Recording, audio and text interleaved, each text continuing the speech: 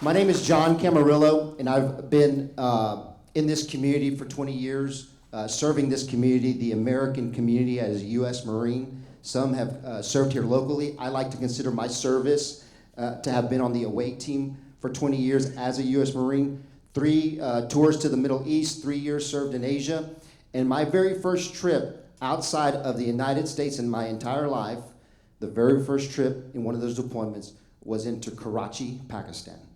And if you've never been to Karachi, Pakistan in 2002, it's like the Wild West. It is way different from Houston.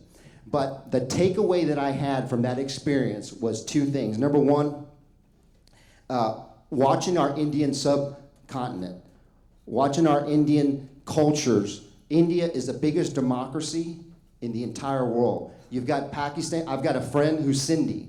And Sindhi, if you don't know it, it's one of 4 provinces in Pakistan.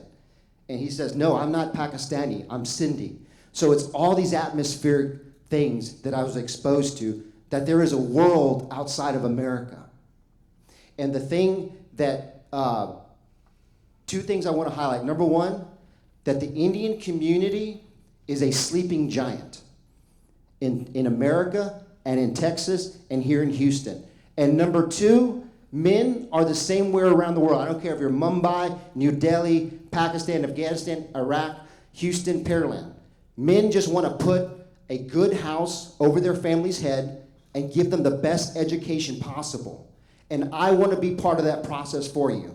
And I'll close with this. Back to the Indian community being the sleeping giant. It's much like the Hispanic community. We have got to get excited about our leadership, about politics. We've got to have home gatherings, teas, and share that our conservative values align more with conservative parties, and we can't accept that we've been brainwashed. I want to be part of that process, and I want to be specifically part of Congressional 22 awakening that sleeping giant of the Indian community.